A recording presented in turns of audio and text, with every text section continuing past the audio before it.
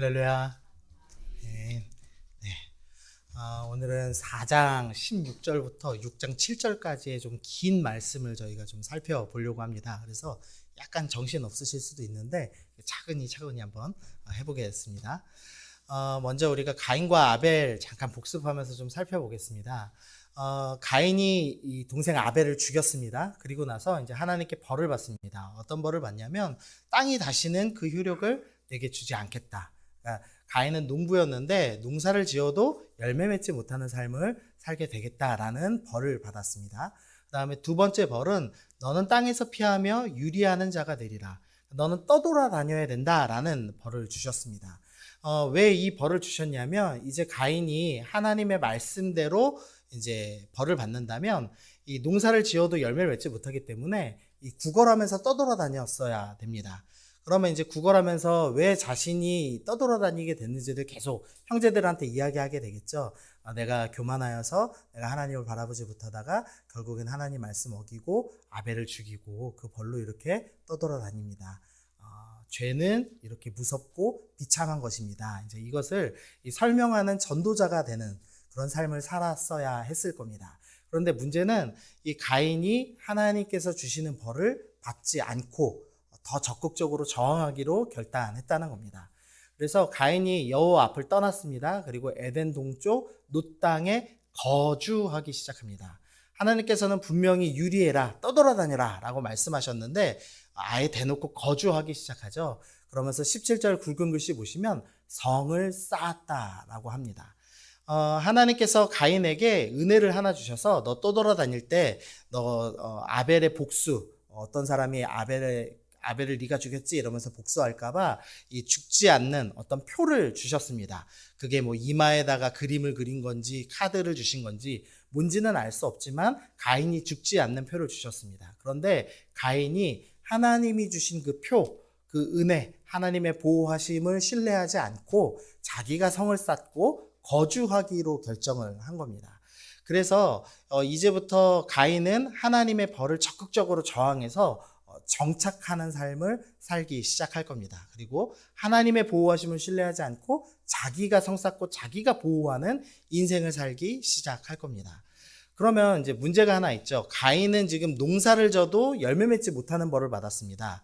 그런데 한 땅에 머물러 살면 뭘 먹고 살까? 아마 분명히 주변에 있는 형제들에게서 음식을 갈취하는 삶, 즉 약육강식, 무력으로 남의 것을 빼앗는 삶을 살기 시작했을 겁니다. 그래서 이제부터 가인의 자손들은 스스로 성 쌓고 자기를 보호하는 삶, 그리고 약육강식하여서 남의 것을 빼앗는 삶을 살기 시작하는 사람들이 이제 등장하게 되는 겁니다. 근데 반면에 아벨은 어떤 인생을 살았는가? 아벨의 이름의 뜻이 허무하다라는 뜻입니다. 이 전도서에서 헛되고 헛되니 모든 것이 헛되다라고 표현할 때 그 의미인데 아벨은 사실 예배 한번 드렸다가 그것도 예배를 잘못 드린 것도 아니고 바르게 드린 것 때문에 죽임당하는 인생을 살았죠. 그래서 세상에서 볼 때는 참 허무한 인생, 예배 한번 드렸다 죽은 인생을 살았습니다. 그런 이 가인 그 아벨의 인생에 대해서 하나님께서 뭐라고 말씀하시냐면 요한일서 3장 13절 우리 굵은 글씨만 한번 읽어보겠습니다. 시작. 세상이 너희를 미워하여도 하나님께서 이 아벨의 죽음, 그 죽음을 설명하시면서 뭐라고 말씀하시냐면 이제부터 세상은 너희를 미워할 것이다 라고 말씀하십니다. 이 하나님을 믿지 않는 가인의 자손들은 어떻게 살 거냐면 스스로 성 쌓고 약육강식하면서 살 것인데 하나님의 백성 아벨로 대표되는 너희들은 세상이 너희를 미워하는 삶을 살게 될 것이다 라고 말씀을 하고 계십니다. 참 쉽지 않은 인생을 이제 우리가 선택을 했습니다. 그러나 하나님께서 거기서 그치지 아니하시고 뭐라고 말씀하시냐면 빨간 글씨 말씀하십니다. 읽어보겠습니다. 시작. 이런 사람은 세상이 감당하지 못하느니라. 우리가 세상에서 볼 때는 예배 한번 드리다가 허무하게 죽을 수도 있는 인생, 세상에서 볼 때는 미움받는 인생을 사는데 하나님께서는 그런 사람을 뭐라고 표현하시냐면 세상이 감당하지 못할 인생, 믿음의 삶을 사는 사람이라고 표현하고 계시다는 겁니다. 여러분 그런 삶 살고 계십니까? 네, 아멘 하시면 됩니다. 우리 다시 한번. 자, 세상이 감당 못할 인생 살고 계십니까? 아멘. 네, 그런 인생 사시기를 축복합니다. 네, 이제 그리고 나서 이제 오늘 말씀 보겠습니다. 오늘 말씀이 좀 어려운 게요. 이 창세기 4장 17절에는 가인의 족보가 나오는데 낳고가 계속 나옵니다. 그리고 이제 5장에 가시면은 낳고 낳았으며 나갔고 낳았으며가 쭉 반복됩니다. 그래서 성경을 읽기로 결심했다가 요 4장에서 넘어지시죠. 네. 너무 빨리 넘어지시는 건데 이거는 네, 적어도 이제 출애굽기까지 가셔야 됩니다. 네, 오늘 이 부분에서 넘어지시지 말라고 이게 무슨 내용인가를 이제 좀 설명을 좀 드리려고 합니다. 두 족보가 지금 나오는데요. 4장 후반부는 이 가인의 족보가 나오고 5장에서는 아벨 대신해 주신 셋의 족보가 나옵니다. 그래서 그 족보가 쭉 해서 남자 10명씩이 각각 이렇게 나오고 있습니다. 히브리 족보는 조금 우리하고는 좀 개념이 다릅니다. 우리나라 사람들은 좀 철저하게 기록하는 편이거든요. 그래서 이재함의 자녀는 이서연이다 이런 식으로 정확히 한 명 한 명을 다 1대1대를 기록해서 몇 대 손이다 이제 이렇게 기록하는 편입니다. 그런데 히브리는 조금 개념이 달라서 누가 자녀다라고 표현되어 있으면 이 사람이 자녀일 아들일 수도 있고 손자일 수도 있고 증손자일 수도 있습니다. 또 거꾸로 이 사람이 어머니다라고 표현되어 있어도 어머니일 수도 있고 할머니일 수도 있고 증조할머니일 수도 있습니다. 히브리 개념이 조금 다릅니다. 그래서 지금 여기 있는 족보가 예를 들면은 가인이 에녹을 낳았다라고 표현되어 있어도 에녹이 자녀일 수도 있고 손자일 수도 있습니다. 그냥 이 모세가 지금 이 중에서 한 명을 선택해서 중요한 사람은 이제 기록해 놨다. 이렇게 생각하시면 됩니다. 그래서 의도적으로 7번째 중요한 숫자죠. 이 7번째 숫자에다가 이 가인의 자손의 대표자인 라멕이라는 사람을 넣어놨고 이 셋의 자손에서는 7번째에다가 에녹이라는 사람을 넣어서 이 두 가문은 이런 다른 특징이 있습니다를 비교해서 설명해주는 그런 이제 족보를 갖고 있습니다. 그러면 이 대표자들 중심으로 좀 살펴보겠습니다. 먼저는 이제 가인의 자손의 대표자 라멕이 나오는데요. 우리 19절 읽어보겠습니다. 시작. 라멕이 두 아내를 맞이하였으니 가인의 자손의 대표자 라멕이 나오는데 이 라멕의 첫 번째 특징이 두 아내를 맞이한 사람입니다. 이 성경 역사에서 두 아내를 맞이한 일부 다처제를 시행한 첫 사람이 라멕입니다. 그러면 이제 질문을 하나 던져야 되는데요. 일부 다처제를 왜 했을까요, 라멕이? 예. 들으신 분들이 이제 좋은 얘기 해주시는 분이 있고, 조금 이제 솔직하게 얘기하면은 남자놈들이 다 여자 밝혀서 그렇지 뭐 이제 이렇게 생각하시면 이제 쉽겠죠.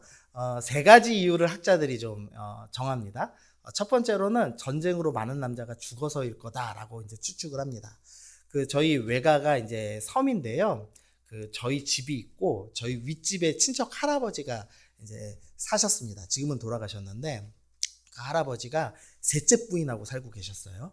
그리고 이제 둘째 부인은 저희 마을 입구에 살고 계시고 첫째 부인은 좀 저 안쪽에서 살고 계셨습니다. 그래서 한 마을에 부인이 3명 있는 할아버지가 살고 계셨습니다. 근데 이제 제가 어렸을 땐 이해를 못했습니다. 사실 말이 안 되잖아요. 이게 좀 다른 마을에서 바람을 폈으면 모르겠는데 한 마을에서 바람 피고 같이 살고 있으니 이 말이 안 되는 거죠. 그래서 도대체 이해를 못했는데 나중에서 이제 그 얘기를 들었습니다. 이유가 뭐였냐면 그때 당시에 6.25가 터진 겁니다. 6.25에 터져가지고 멀쩡한 청년들이 싹 다 끌려갔다가 돌아왔는데 사지가 멀쩡하게 돌아온 게 그 할아버지밖에 없었답니다. 그 마을에. 그러니까 이제 이 할아버지가 돈을 제일 잘 버는 사람이 된 거죠. 농부 중에서. 그러니까 이제 가난한 집 이제 딸들이 돈을 멀쩡하게 버는 이분한테 이제 한 명씩 시집을 온 겁니다. 그래서 한 마을에 이제 3명의 부인과 살게 되었다고 하더라고요.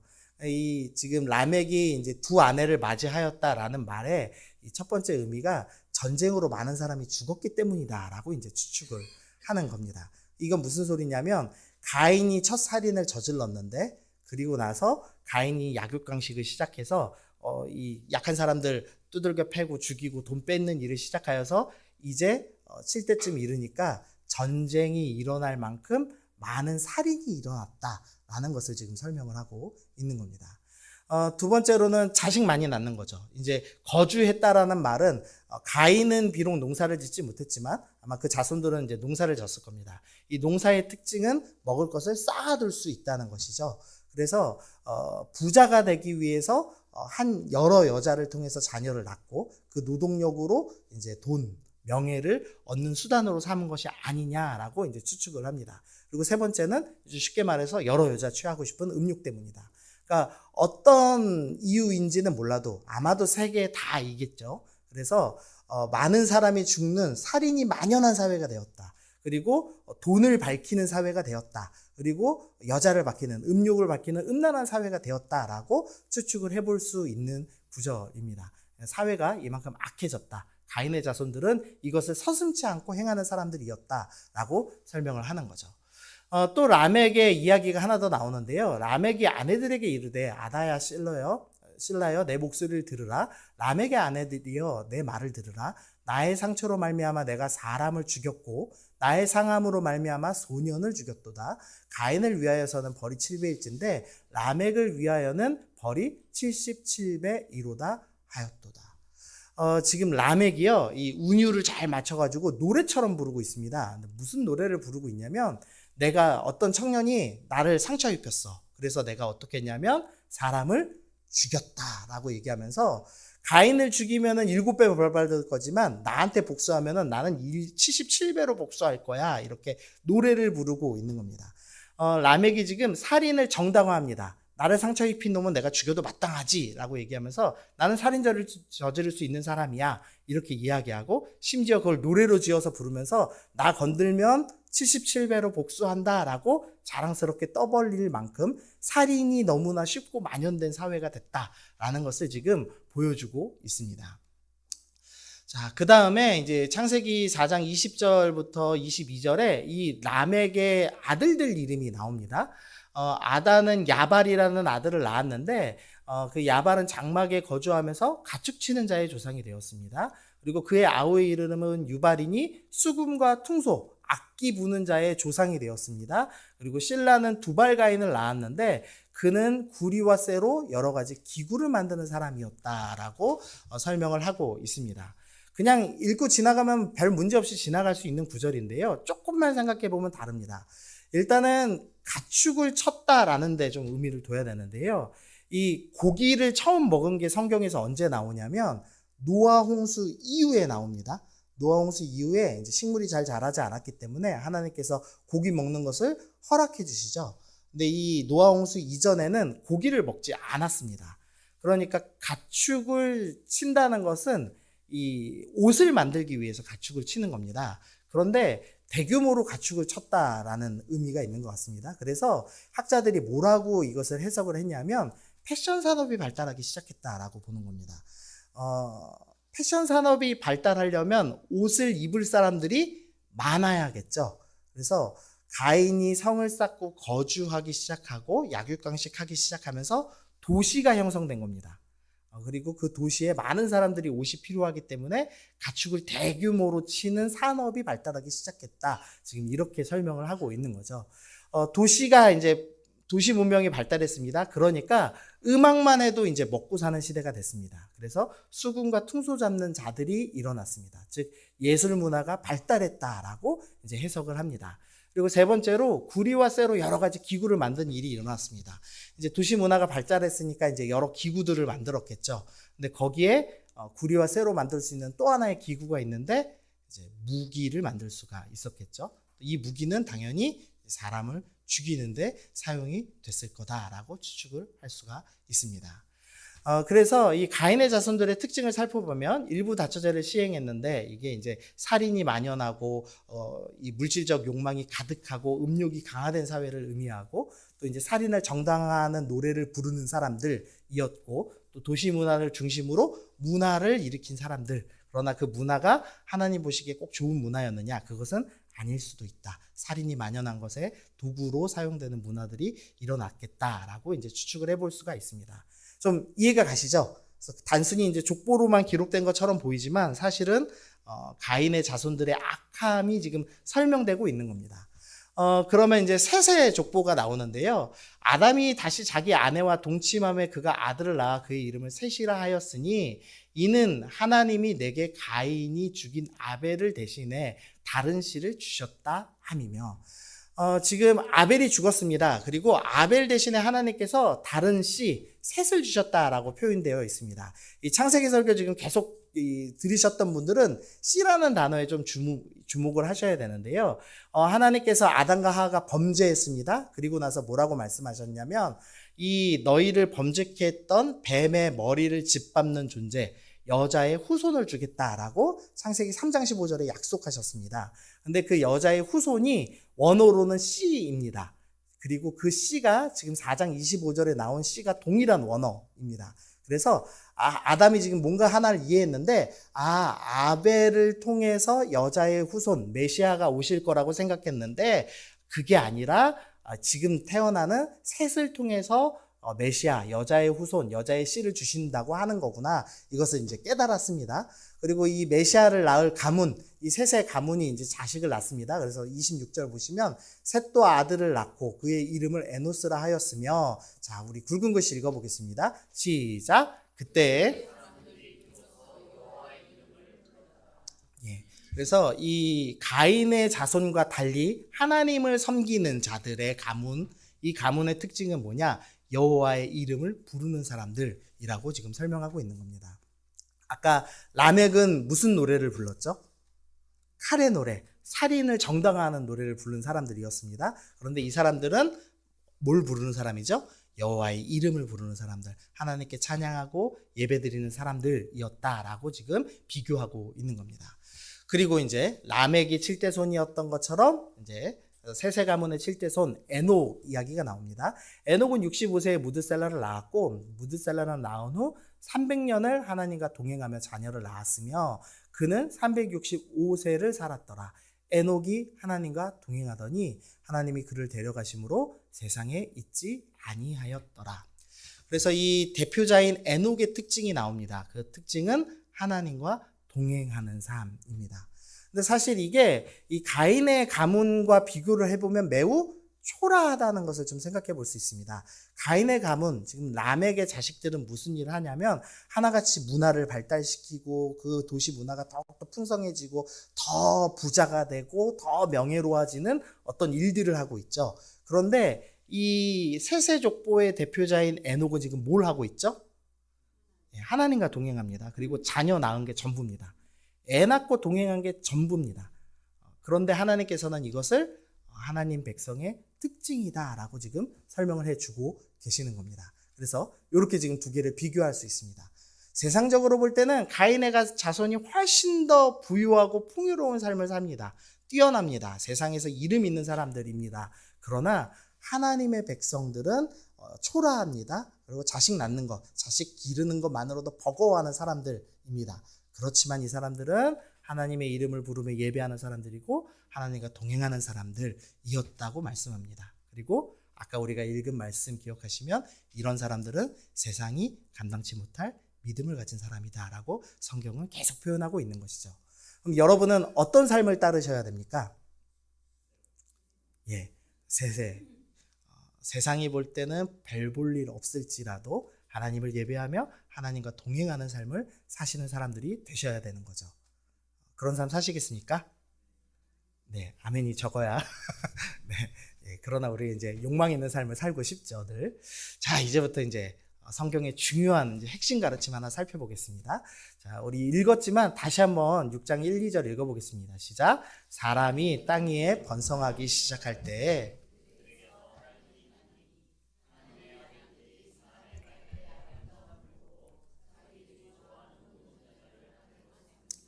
네, 6장에서부터 한 가지 이제 놀라운 일이 일어납니다. 그게 뭐냐면 하나님의 아들들 그리고 사람의 딸들이라는 두 종류가 등장합니다. 이제 우리 이미 이제 눈치채셨겠지만 하나님의 아들들은 셋의 자손, 하나님의 이름을 부르고 하나님과 동행하는 사람들을 의미하고요. 사람의 딸들은 가인의 자손을 의미합니다. 그런데 이 하나님의 아들들이 지금 사람의 딸들의 아름다움을 보고 좋아했습니다. 그래서 이 사람들하고 결혼해서 나도 그 아름다움을 따라갈 거야 라고 결정하는 지금 본문인 겁니다. 그러면 사람의 딸들, 가인의 자손의 아름다움이 뭐였죠? 예, 우리 계속 살펴봤던 거. 약육강식하고 사회를 장악하고 패션과 예술과 산업의 문화혁명을 일으키는, 세상에서 볼 때는 아주 돈 많고 명예로운 일, 그러나 하나님이 보시기에 악한 일들이었습니다. 그런데 그 악한 일들을 하나님 믿는 백성들이 따르기 시작했다라고 표현을 하고 있는 겁니다. 이 지금 하나님의 아들들이 세상에 있는 세상의 딸들을 봤습니다. 그리고 그것이 아름답다, 좋다고 여겼습니다. 그리고 결혼했습니다. 그러니까 이제 원어로는 취하다라는 표현이거든요. 이 루트가 또 한 번 등장하죠. 창세기 3장 6절 보니까 하와입니다. 여자가 선악과 나무를 봤습니다. 먼저 봤죠. 그 다음에 먹음직도 하고 보암직도 하고 지혜롭게 할 만큼 탐스럽다, 좋아 보였습니다. 그리고 그 열매를 따먹었습니다 라고 표현하고 있습니다. 죄가 들어오는 루트를 지금 설명하는데요. 먼저는 세상을 봅니다. 세상을 아름답다, 좋다 여깁니다. 그리고 세상의 것을 취합니다. 따먹기 시작하더라 라는 겁니다.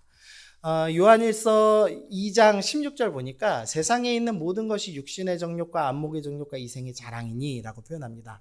죄는 무엇이냐? 내 육신의 정욕, 육신의 원하는 대로 행동하고, 눈이 보기에 아름다운 것을 보고 행하고, 또 이생의 자랑, 성공하고 싶은, 성공하게 만들 것 같은 그 무언가를 쫓아가는 삶이다 라고 표현합니다. 성경에서는 계속 일관적으로 네가 세상에서 볼 때 그 아름답고 좋아 보이는 거, 그것을 쫓아가는 거, 그것을 따먹는 거, 그것과 섞이는 거, 그것이 바로 죄다라고 지금 설명을 하고 있는 겁니다.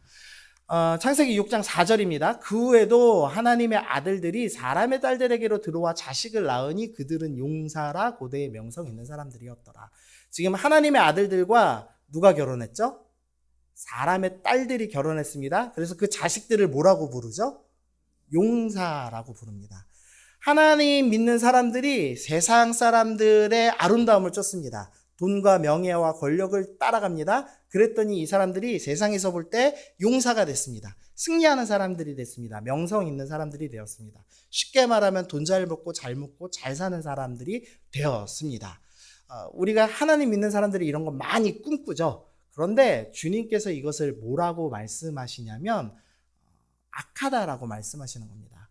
그래서 창세기 3장 6절에서 여호와께서 이르시되 나의 영이 영원히 사람과 함께하지 않을 거야. 이 사람들이 너무 이제 악해졌기 때문에, 하나님의 아들들마저도 세상을 쫓아서 세상과 섞였기 때문에 나는 이제 그 사람들하고 더 이상 함께하지 않을 거야 라고 하면서 그들의 날은 120년이 되리라. 이제부터 120년 뒤에 이 세상을 심판하겠다, 홍수로 멸망시키겠다라고 말씀하시는 구절입니다. 우리 5절만 읽어보겠습니다. 시작. 여호와께서 사람의 죄악이 세상에 가득함과,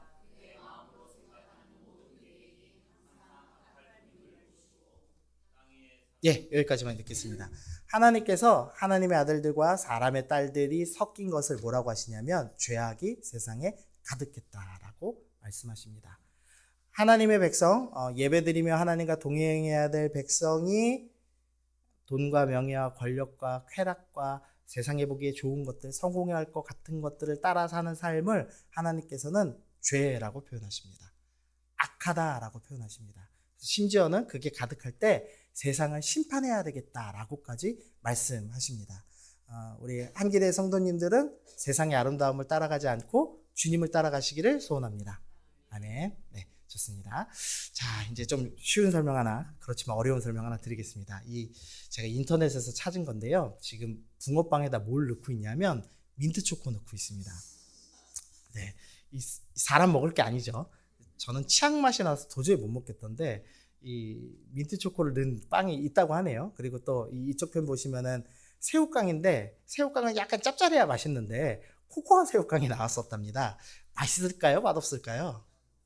맛없겠죠. 이상한 게 섞이면 맛없습니다. 그래서 그 인터넷에 있는 네티즌들이 이렇게 부릅니다. 끔찍한 혼종이다, 이제 이렇게 부른답니다.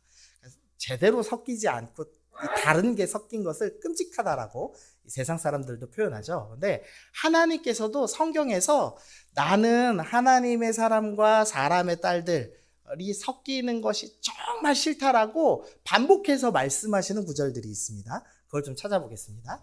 레위기 11장입니다. 지금 육지짐승을 설명하는데요. 육지짐승 중에서 굽이 갈라져서 쪽발이 되고 새김질하는 것, 그게 육지짐승의 특징입니다. 그런데 7절에 보니까 돼지는 굽이 갈라져서 발은 쪽발인데 새김질을 못합니다. 그래서 부정하다. 그래서 너희 먹지 말아라. 이렇게 말씀하는 구절입니다. 이 말씀을 이제 문자적으로 적용하면은 여러분은 돼지고기 드시면 안 됩니다. 네. 근데 돼지는 너무 맛있잖아요.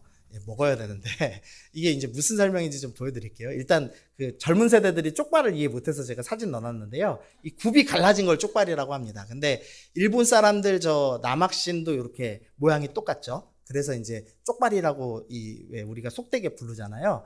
그 특징입니다. 지금 하나님이 뭐라고 말씀하시는 거냐면 하나님이 뭔가 원칙을 정하셨습니다. 육지 짐승은 두 가지 특징이 있으면 돼. 굽이 갈라졌거나 새김질하는 거면 돼. 그런데 그 기준이 아닌 다른 짐승의 특징이 섞여서 돼지가 쪽발이지만 발은 굽이 갈라졌지만 새김질을 안 하면 육지 짐승의 특징과 다른 특징을 가진 짐승이 섞였기 때문에 그것은 나는 싫어. 너네 하나님 백성이면 쳐다도 보지 마, 먹지도 마. 이렇게 말씀하시는 구절입니다. 그래서 문자적으로 돼지고기 먹지 마라는 말씀이 아닙니다. 그래서 우리 돼지고기 먹잖아요. 예수님 믿는 사람들. 지금은 섞이는 거 나 싫어 라고 지금 말씀하시는 겁니다. 9절에서도 물에 있는 생물 말씀하시면서 물에 있는 생물의 특징은 지느러미가 있고 비늘이 있어야 돼. 그런데 만약 지느러미는 있는데 비늘이 없거나 비늘은 있는데 지느러미가 없으면 그거 먹지 마. 왜냐하면 섞인 거여서 그래 라고 말씀하는 겁니다. 그래서 이스라엘 사람들 메기 안 먹거든요. 메기를 안 먹는데 메기가 맛있답니다. 그래가지고 이스라엘 과학자들이 개량을 해가지고 비늘이 있으면서 지느러미도 있는데 메기 맛이 나는 물고기를 개발했는데 그게 향어입니다.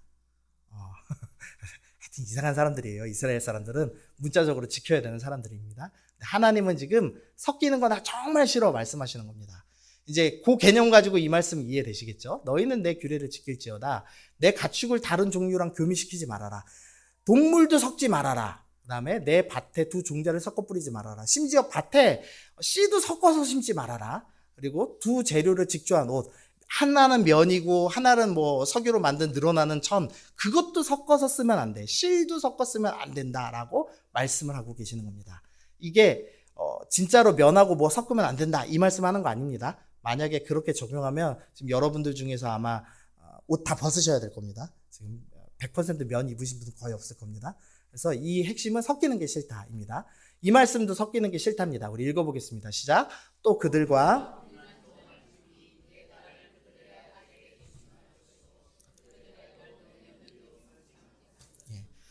신명기는 지금 가나안 땅 정복 직전의 말씀이죠. 하나님께서 너네 가나안 사람하고도 섞이면 안 돼. 이것을 강조하시기 위해서 너네 가나안 사람들하고 결혼하지 마라고 말씀하신 겁니다.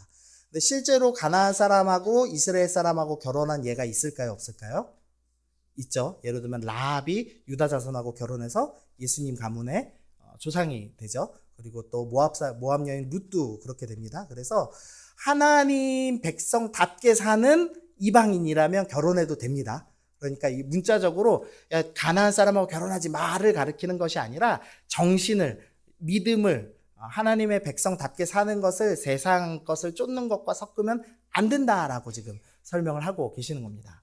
그래서 사도 바울 선생님이 이렇게 해석했습니다. 너희는 믿지 않는 자와 멍에를 함께 매지 말라. 멍에가 뭐냐면은 이 동물들이 왜 밭 갈 때 나무 이렇게 해서 왜 소 두 마리 이렇게 묶어서 같이 밭 갈게 하는 거 있죠. 그게 이제 멍에거든요. 그런데 너네 한쪽은 믿는 자, 한쪽은 믿지 않는 자가 같은 목표를 향해서 달려가면 안 된다라고 설명하는 겁니다. 의와 불법이 함께할 수 없고 빛과 어둠이 사귈 수 없고 그리스도와 벨리알, 사탄이 조화되며 믿지 않는 자와 믿는 자와 믿지 않는 자가 같이 할 수 절대 없다. 우리는 하나님의 성전이고 맨 밑에 줄 보시면 우리는 하나님의 백성이기 때문이다. 너희는 세상의 아름다움을 절대 쫓아서 같이 가면 안 된다. 섞이면 안 된다. 하나님이 정말 싫어하시는 것이다. 이렇게 지금 말씀을 하고 계시는 겁니다. 세상과 섞이시면 안 됩니다. 하나님께서 악하다고 하십니다. 그러면은 우리는 이제 돈 벌면 안 되나요? 부자 되면 안 되나요? 부자 되셔도 되는데, 예. 예. 근데 이제 목적이 달라야 됩니다. 의도가 달라야 됩니다. 우리가 세상 사람처럼 잘 먹고 잘 살고 평안하게 살아야지 라는 목적으로 돈 버시면 안 되고요. 고린도전서 10장 31절 읽어보겠습니다. 시작.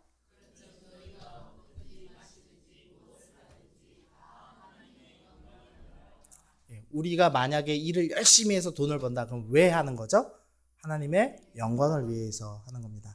내가 번 재정을 통해서 하나님께서 새해 어떤 일을 행하실 것을 믿으면서 우리가 할 수 있죠. 그러나 세상 사람들처럼 내가 잘 먹고 잘 살아야지, 내가 이름을 알려야지로 산다면 그것은 하나님께서 섞였다고 보시고 악하다라고 말씀하신다는 겁니다.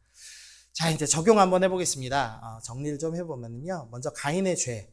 가인의 죄는 하나님이 주신 벌을 거부하고 정착한 것이었습니다. 그래서 하나님이 주신 표, 보호를 신뢰하지 않고 스스로 지키기 위해서 성을 쌓기 시작한 사람들이었습니다. 그래서 열매 맺지 못하고 약육강식하면서 사는 사람들이었죠. 근데 하나님의 백성은 이 가인과는 다른 사람들입니다. 그러면 어떤 성을 쌓느냐? 우리 말씀 읽어보겠습니다. 시작. 여호와는 나의 반석이시요 나의 요새시요 나를 건지시는 이시요 나의 하나님이시요 그 안에 피할 바위시요 나의 방패시요 나의 구원의 뿌리시요 나의 산성이시다. 세상 사람들은 자기를 스스로 보호하는 성을 쌓고 사는 사람들입니다. 근데 우리는 하나님께서 우리를 보호하신다고 믿는 사람들, 여호와가 나의 산성이십니다 라고 고백하는 사람들입니다. 그래서 우리는 나를 보호하기 위해서 돈을 벌지 않는 겁니다. 나를 보호하기 위해서 세상에서 싸우지 않습니다. 오직 하나님께서 나를 보호하실 것을 믿고 주님의 영광을 위해서 사는 사람들이 될 수 있는 거죠. 그래서 세상이 볼 때는 아주 하찮아 보이는 예배를 드릴 수 있는 것이고 하나님과 동행할 수 있는 사람들이라고 설명하는 겁니다. 두 가지 특징이 있었죠. 그래서 여호와의 이름을 부르고 하나님과 동행했습니다. 여기서 이제 한 가지만 더 살펴보겠습니다. 에녹이 하나님과 동행했습니다. 그랬더니 하나님이 어떤 특권을 허락하셨냐면 죽음을 보지 않고 데려가셨습니다. 성경에 죽음을 보지 않고 올라간 사람이 2명 등장하죠. 한 명 누구죠? 한 명은 지금 오늘 보면 에녹이고요. 또 한 명은 엘리야입니다. 엘리야의 사역의 특징을 성경이 뭐라고 설명하냐면 아버지의 마음을 자녀에게로, 자녀의 마음을 아버지에게로 돌이키는 일을 했다라고 표현합니다. 엘리야의 사역은 하나님이 백성들 용서하게, 폐역하고 도망간 자녀들 이스라엘을 용서하게 하는 사역이고 이스라엘 백성들이 다시 하나님께로 마음을 돌이키게 하는 사역이야 라고 설명을 해주십니다. 그런데 이 사람을 데리고 가세요. 그리고 나서 뭐라고 하냐면 예수님이 오실 때 이 엘리야가 앞에 다시 올 거야 라고 하죠. 그리고선 세례 요한이 와서 사역을 열심히 했습니다. 그리고 나서 예수님 뭐라고 설명하시냐면 세례 요한이 바로 엘리야였어 이런 설명을 합니다. 이거 엘리야가 환생했어 이 설명하는 게 아니고요. 세례 요한은 엘리야의 사역을 계속 이어서 아들의 마음이 다시 하나님께로, 하나님의 마음이 다시 자식에게로 돌아가게 하는 사역을 계속 이은 사람이야 라는 설명을 하는 겁니다. 그래서 하나님께서 사람을 안 죽이고 올리셨을 때는 그 사역은 계속돼야 돼를 강조하고 싶으실 때 쓰시는 표현입니다. 엘리야의 사역이 계속돼야 되기 때문에 엘리야를 살려 보내신 겁니다. 그러면 에녹이 죽지 않고 살아간 이유는 뭐죠? 하나님과 동행하는 것은 절대 멈추지 않고 계속돼야 돼 라는 것을 설명하시기 위한 겁니다. 우리가 이 땅에서 살다가 결국에 우리는 에녹과는 달리 죽을 겁니다. 그렇다고 해서 우리가 하나님과 동행하는 게 끝나나요? 안 끝납니다. 우리의 동행은 끝나지 아니하고 죽음 이후에 하나님 나라에서 계속 하나님과 동행하며 함께하는 삶을 살게 되죠. 그래서 너희가 두려워할 필요 없다는 겁니다. 이 땅에서 미움당하고 어려움 당하지만 그리고 너희가 너희 힘으로 산성을 쌓지 못했지만 두려워할 필요가 없다. 때로는 어려움 겪을 수도 있다. 아벨처럼. 그렇지만 내가 너희를 보호할 것이고 너희의 동행은 끝나지 않고 결국 영원한 하나님 나라 가운데서 계속되고 열매 맺을 것이기 때문에 너희 두려워하지 말아라. 그리고 섞이지 말아라. 세상의 아름다움 따라가지 말아라. 라고 말씀을 하고 계시다는 거죠. 자, 그래서 요 마지막 페이지입니다. 그래서 우리가 오늘 적용해야 될 것, 섞이면 안 됩니다. 하나님이 나를 보호하실 겁니다. 그리고 우리의 동행은 절대 끝나지 않을 것입니다. 그러므로 우리는 두려워하지 말고 섞이지 말아야 합니다. 세상의 아름다움을 향해 가면 안 됩니다. 근데 세상의 아름다움을 향해 간 사람들이 봤죠. 그리고 좋게 여겼죠. 그 다음 취했습니다. 그러면 우리는 뭐부터 안 하면 될까요? 보지 않기 시작하면 됩니다. 이게 뭐 그렇다고 해서 패션 산업이 악한 거라고 했으니까 옷을 보면 안 돼 이렇게 적용하지 마십시오. 또 문자적으로 그걸 얘기하는 것이 아니라 세상에서 나를 유익하게 하고 싶고 내가 부자 되고 싶고 이런 그 악한 마음, 그 마음을 끊어내는 겁니다. 그래서 내가 이제부터 세상의 아름다움을 추구하며 살지 않겠습니다. 세상의 아름다움을 보지 않겠습니다. 그럼 뭘 봐야 되죠? 하나님 바라보겠습니다. 나의 마음의 시선을, 믿음의 시선을 이제부터 하나님께로 돌리겠습니다. 나는 오직 주님께로만 눈뜬 사람, 세상에는 장님이요 주님께는 눈뜬 사람으로 살기로 결단합니다. 그런 마음으로 오늘 나아가시면 좋겠습니다.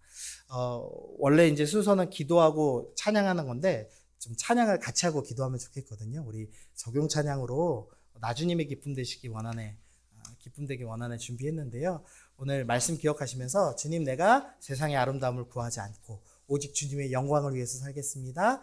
나는 주님의 기쁨 되는 삶 살겠습니다. 우리 그렇게 결단하시면서 우리 같이 찬양하시겠습니다.